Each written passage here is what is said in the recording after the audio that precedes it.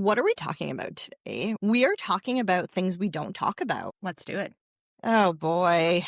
I'm Lesley. I am the older one and also the one who my parents had to experiment their parenting style on, which I think is very relevant to the things we're talking about today. And I'm Stacy, the younger one who actually had somebody to talk to about the things we're not allowed to talk about. You are welcome.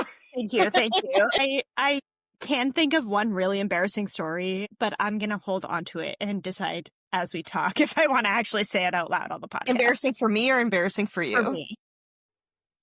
Okay. So what are some things that we didn't talk about growing up? I want to talk about mental health and feelings, and specifically because I am a person who really struggles with anxiety and maybe a little bit of depression sometimes, although I think that now that I'm medicated and I have a therapist, that stuff, I don't think I ever get to the point of I can't get out of bed anymore. But like the anxiety is underlying a lot of my life. And what's really sad for me is that I can see it in my daughter.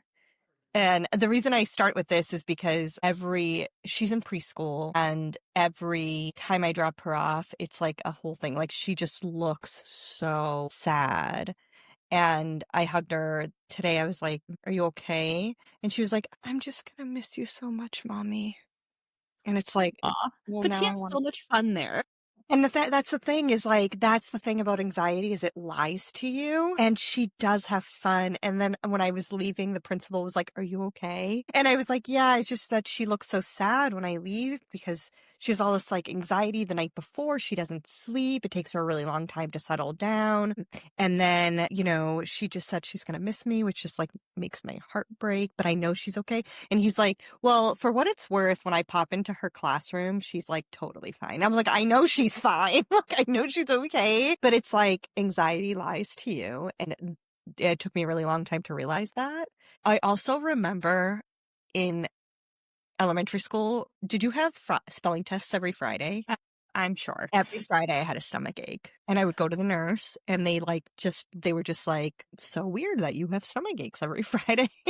And I talked to my therapist about this. I think today they would be like, "You have a real problem with being anxious about tests." But I was like, did they just like not put that together? And she's like, no, 35 years ago, they did not realize that kids could have anxiety. It just like wasn't something that they put together. So all of this, I'm telling this to say like we as a family didn't talk about mental health, but also neither did the greater, not our community, but also like not the mental health professional community. So it wasn't really something that was like addressed. And then like now we're all like undoing that trauma by being like, "Can I give you a hug?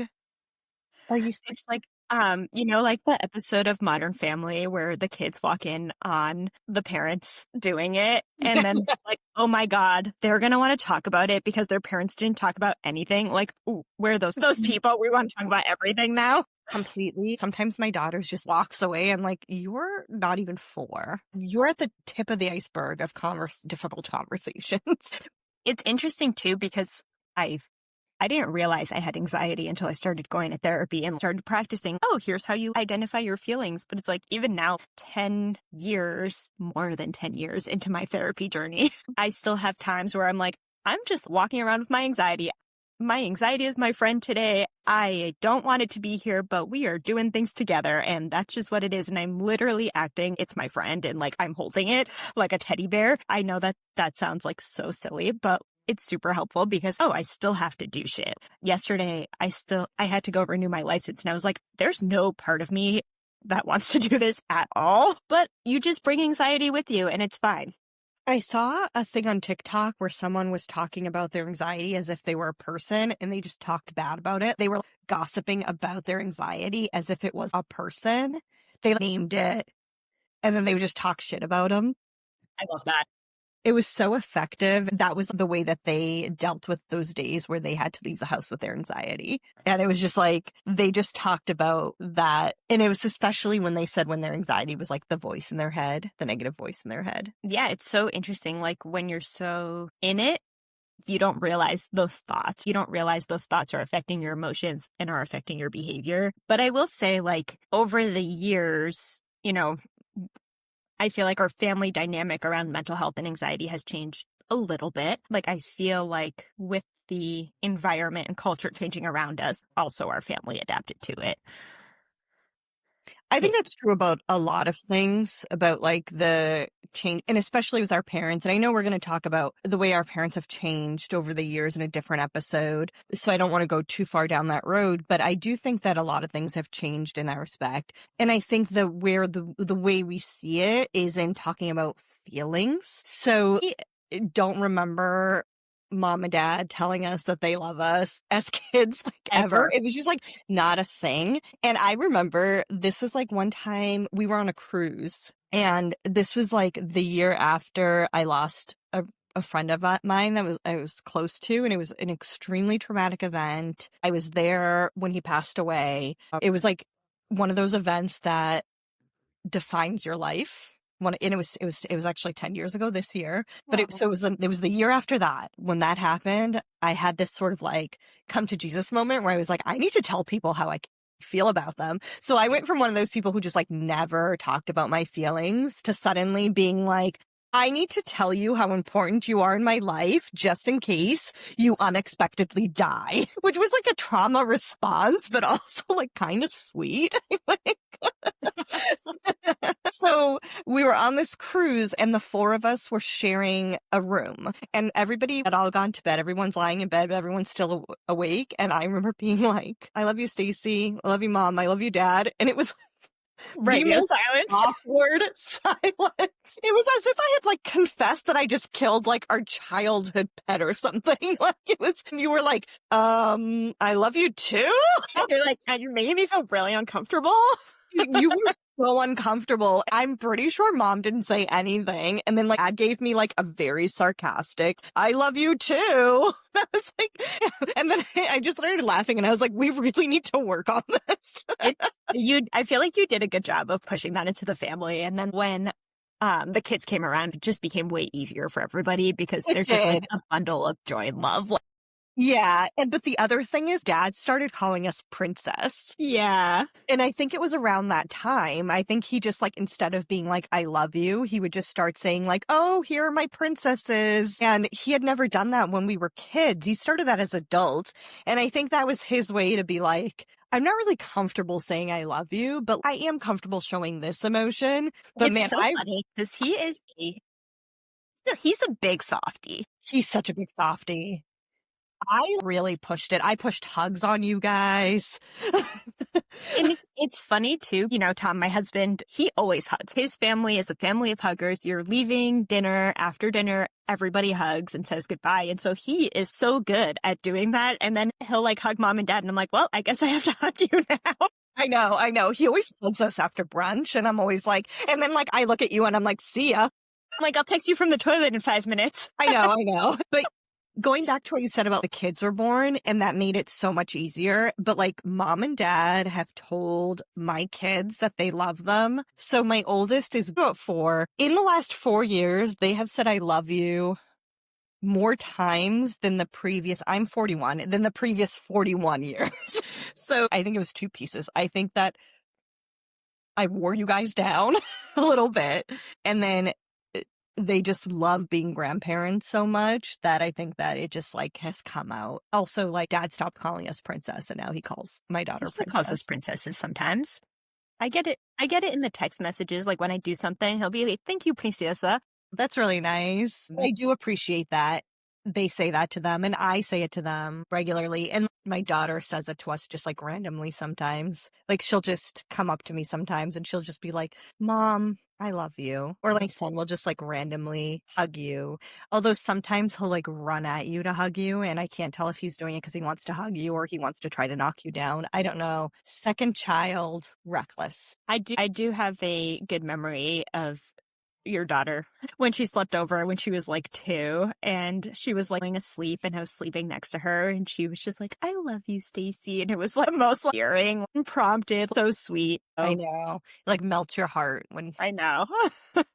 she does it. You were saying, where does this come from? Like part of it it was like a culture at the time. But the other part of it is like knowledge. They didn't get to be teenagers. They didn't really get to be kids. So they didn't really have this time to like practice these emotional regulation skills and identifying emotions. I think what I'm trying to say is it's a skill. And I feel like they didn't really get all of these opportunities to practice until we were like, hey, we're all doing this now. Yeah, I know we keep using my daughter as the example, which I think is fair because a lot of people in our generation are working really hard to make it different, to make it okay to have the feelings.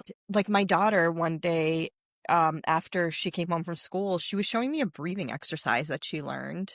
She was like, Mom, when you get frustrated, you can do this exercise. It goes like this. You breathe in and you bring your arms up, and then you breathe out and you put your arms down.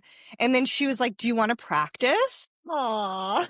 And then we did it together, and it was totally unprompted. She just like wanted to teach me this breathing exercise. And you know what? She's really, really good at doing breathing exercises when she's getting angry. And that's She knows awesome. what she needs to do. She's like, when she's getting upset, she's like, I need to be alone, and I'm just going to breathe really loud. So you'll see her just like sitting and facing a wall and being like, you're like, that's what Your children are not going to get the joy of stuffing down their feelings for 20 years and then having to unpack them in therapy over the course of a decade. I mean, they're young. I still have plenty of time to traumatize them. Don't worry. I got plenty of time. I'll do something stupid. Sure. That will traumatize them. They're growing up and you under know what? fascism. Like, they're going to be traumatized. No, I was just going to say that. I'm not even working alone here. They're probably growing up under a fascist regime. Anyway. What a great time. I think one of the big things that changed for mental health, though, was people in our family dealing with mental health issues. We have an uncle that deals with a lot of mental health issues, and then we have a cousin who was dealing with some mental health issues. I dealt with a lot of, we have an aunt. Like, so it really does run in our family. And I think because when people started talking about it more, it became a little bit more normalized, like multiple people in our family struggle with this.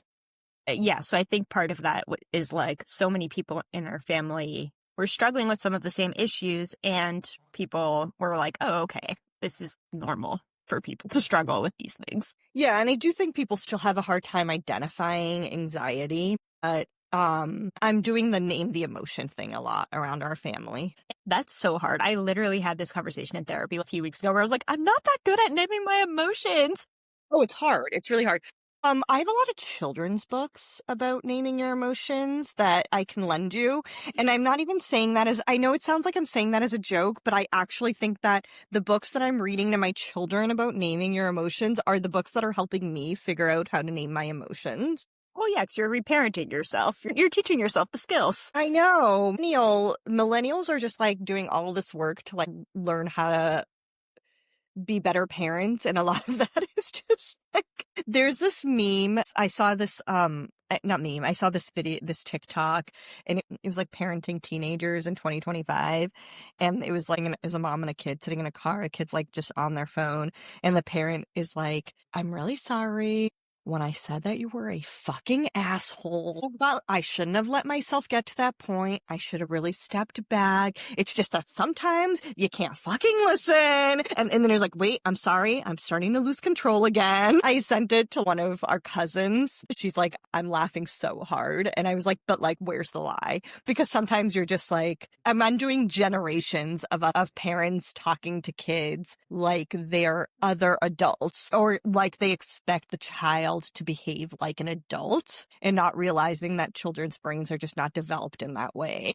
And so now we're stopping and we're being like, wait a minute, I can't expect you to react to this situation in a way that an adult would. Like, of course you're frustrated and angry. We had a full-on meltdown at bedtime the other day because the wrong sheets were on the bed. What happened was one kid had one set of sheets, the other kid had the other set of sheets, but they wanted to switch them. And I said, we can't do that right now. We have to wash the sheets and then we can switch them. And why don't we do that? We normally wash sheets on Friday, but why don't we switch them tomorrow? Which is perfectly reasonable unless you are 3 years old. And like part of me wanted to be like, shut the fuck up and go to bed.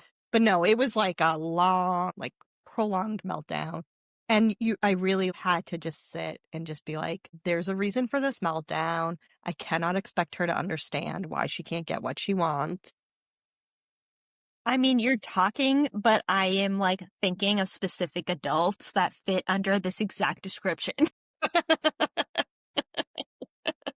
I'm like, what do you mean? They're throwing tantrums. Yeah, and it's like, I mean, those adults just get gentle parented too, to be perfectly honest. Because I like mean, our country is being run by a bunch of emotionally immature men. So at my last corporate job, there were a couple of people who were so unreasonable that I would just gentle parent the shit out of them at meetings. I would be like, I'm hearing that you're feeling frustrated. Do you want to tell us more about why that is? It'd be like, okay, so what is it that we can do to help you feel less frustrated in this situation? how do you feel now? And then I'd be like, okay, so you're saying this and this person's saying this. Does this feel like a good compromise to you? Like, I would like gentle parent the shit out of adults at my last corporate job. That's so funny. I mean, I know, it's what you have to do. what are you going to do? Okay. Let's switch gears. Okay. And this flows really well because I think one of the things that's so hard about not being able to identify your emotions is being able to solve problems effectively. Yeah, it's hard to solve your problems when you're never wrong. That's true. It's so funny because actually the other day we were all at mom and dad's and my niece threw something and it landed on the stove and her immediate reaction was anxiety. You could see she was shocked. And my immediate reaction was anxiety because I was like, oh my God, I'm in trouble. But then like everybody just like looked around and started laughing and we're like, that was so crazy. And like it just completely de-escalated the situation. But then like I'm like, damn, I definitely would have gotten in trouble if that was me. I have so many moments like that where my kids do something at mom and dad's house and like mom and dad are like, haha, what a funny situation. And I'm like, I would just like to point out that I would have gotten into a lot of trouble if I had done that. I have this core memory of my childhood best friend that mom would watch, which I don't know if he actually listens to this podcast. We should send it to him. You should be like, you got a special shout out, so probably listen to that episode. I have two memories of him doing something that he wasn't supposed to do and then being really mad that he didn't get in trouble because I know I would have gotten in trouble for it. One was breaking a cup in the kitchen and I remember mom being like, it was an accident. And I'm like, what the fuck? There are no accidents in this house. If you dropped a cup, it's because you weren't thirsty. I want to hear the second story, but the really funny thing about that is in my house, we lean into accidents happen. Now, what do we need to do to clean up? What do we need to do to fix this? Or, whatever. Yeah. And that is really sunk in because that now, like, if the younger one does something like break something, the older one will be like, that's okay because accidents happen, instead of being like, I'm a ball of anxiety and fear. Yeah. What's your second story? No, the other one was we had this door that locked from the inside. We were like playing Legos like in this room and we're like, we're locking the door because we're kids and we're, privacy. And then I was like, I have to go to the bathroom, but if you leave this room, unlock the door or we can't get back in. And what happens next? We get locked out and dad had to like take the door off the hinges so that we could get back in the room. And that was like another moment where I was like, I would have gotten in so much trouble. Yeah. But it's okay. Well, I think he owes you an apology for not getting in trouble. I will really, I should have been blaming everything on him the whole time. I think that you guys might need to talk about this if you're still upset about it. I will say, like, I do remember the first time, like, dad actually apologized to me for something. He wanted me to call the insurance company over something, and I ended up calling and leaving a voicemail, and the woman was like, I'll get back to you in 2 days, and dad was feeling anxious, so he was like, hey, have you called? Have you called? Have you called? Yeah. And I was like, Dad, I said I would do it. You need to back off. Yeah. And he came and apologized after. And he was like, I'm sorry. And that is my first memory of him apologizing. I got a really nice apology from dad too that actually like probably undid years of need for therapy. And we were so, a little background, which will come as no surprise to any other Portuguese girls I say girls on purpose here, but I wasn't like allowed to play sports or do anything, right? Like everything, it was very strict upbringing. Like I couldn't just like go hang out at my friends' houses or anything like that. Why do you want to hang out at friends' houses? What are you doing there that you can't do at home, huh? Also, like the concept of hanging out was so foreign to mom and dad. Yeah. I'd be like, we just want to hang out. And they'd be like, what are you doing hanging out? I'm like, I don't know how to explain that to you. That you're doing when you're hanging out with your siblings. Just sitting around and talking. Like, I don't know. They'd be like, why do you want to do that? And I'd be like, I don't know, to develop relationships and not be so fucking awkward in my 20s. I just had to learn how to like, I had literally, I mean, I know this is just going to sound, you also had to do this. Like, I just had to like learn how to people as like an adult. Yeah. I still struggle with it. I'm like, I don't know how to. I know. I mean, I'm like definitely an introvert, and which is like such a nightmare as a business owner. And I know you 100% agree with this. Such a nightmare as a business owner because we have to network so much and we have to talk to strangers constantly. And you're just like, God. I know. I do try to put all of my people tasks on one day. I try to stack all my meetings on Mondays and Tuesdays so I have the rest of the week to like not talk to people. But also, if I have meetings, like today I have meetings through like 2 p.m. It's like I could work from like 3 to 5, but it's going to be really hard for me to work because I'm so peopled out and my brain is dead. It's hard to find that balance. I get that. Yeah, I actually have a networking event tonight and I have to like amp up for it. I think resolving conflict is hard because speaking of mental health and conflict, this whole topic of this podcast episode, I think because the skills weren't there, like it ended up being like very passive aggressive in our household at times because we didn't have the skills to be like, hey, this is bothering me. And the reception wasn't necessarily there. We're a kid. You don't really have the same say as an adult.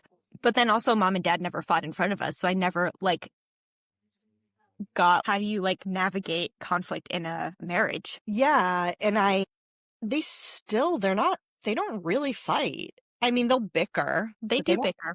They don't really fight.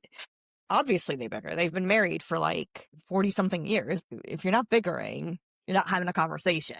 You got to find something to be mad about in those 40 something years. I've been married. I mean, my husband and I have been at least living together for, I don't know. What year is it? 5, 6 years? 25. Yeah, like six years.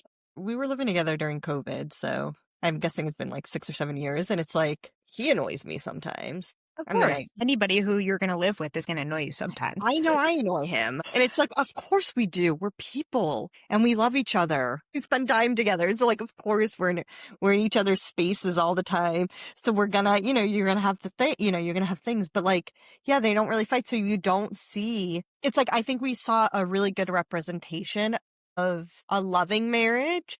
We did. Yeah. But we didn't see what healthy disagreement looks like. Or even communication, really. Yeah, I wonder if that, yeah. I don't quite know what my wonderment is. It's sort of like they do communicate because I think like they do know what's going on. They both know what's going on, right? But it's like, how are they communicating? That's what it is. I feel like they were very good at like keeping adult matters. Yeah. And keeping us like in some ways, right? Where it was like, okay, like this is part of our marriage and our kids aren't necessarily part of this conversation. So we weren't part of the conversation. I think in that way, like we didn't get the modeling of what it actually looks like. But I think too, like with all of this is we were raised to be very non-confrontational, don't rock the boat. And so I think that was harder for me to like learn those self-advocacy skills and be able to be like, hey, this is actually what I want. And that's something I'm actively practicing now is being like, hey, these are my boundaries. I'm standing firm in them. You're a lot better at that than I am. I want to throw up sometimes.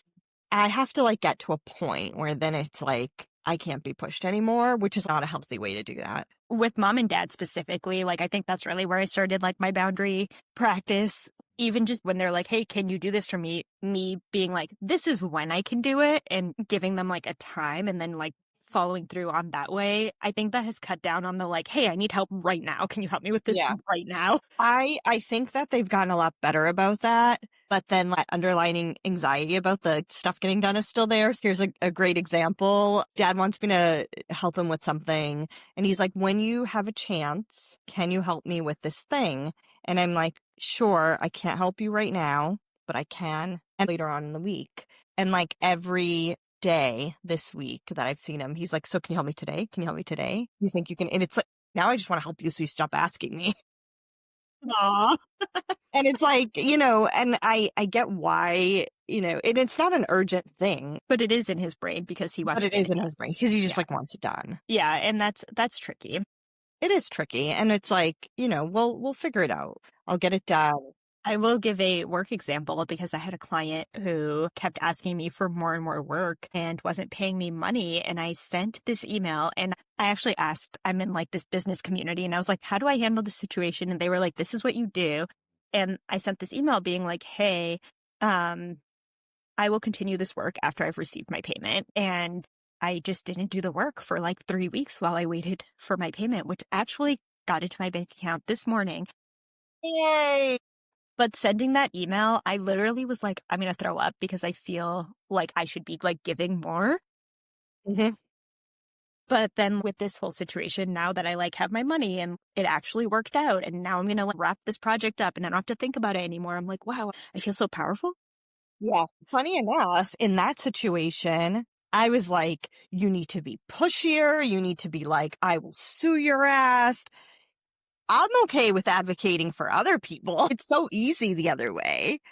When we wrote that proposal for that project, I was heavily pushing for you to up your rates. I felt like I was bullying you to push your, to You like, weren't. and I was like, advocate for yourself. But on the other side, the other side of the equation was that my husband was the one who was like, you're going to do all that for that rate? No, you need to push your rates up. And I was like, but like, it makes my stomach hurt to think about charging more. So you really do need someone in your corner to be like, it's okay. You're worth more than that. And I don't know if I've said this on the podcast. This is like a piece of advice that I got that I just like pass on to everybody. If you are providing a quote and you're not at least a little bit uncomfortable with that quote, then you're not charging enough. Fair enough. I think that's a really great way to think about it. And I was uncomfortable. So then I was like, great. And then you know what happened? He was like, oh, this is totally fair. Yeah, exactly. So it worked out. It worked out fine. And that's usually the thing about boundaries. You're super anxious that you're going to upset this other person, but it's really, you're just giving that person information about how to interact with you. And if they're not okay with that, then you can make that decision on whether or not you want this person in your life or like all of that. So I try to think about it like it's just communication. Right. Unfortunately, as a parent, you have to basically constantly be teaching these lessons. Oh, yeah, of course. And you're just like, I don't want to. I just want you guys to like figure it out so I don't have to keep having uncomfortable conversations about boundaries. I will say when I quit teaching, I had a parent.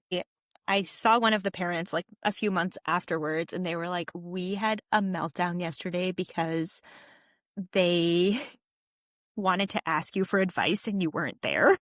Okay. The kid. And so they were like, what would Miss Stacy say? And so they were thinking about what I would tell them. And they were like, well, Miss Stacy would probably say to go talk to them and tell them how I feel and have a conversation. And they ended up doing that and solving their problem, which like, I want to cry now thinking about it. And that was years ago. That's really sweet. Oh, you totally left a mark. I know. So sweet. Yeah, I know. If I keep teaching my children about healthy boundaries and what healthy relationships look like and how to identify, trust your feelings, what will they go to therapy about?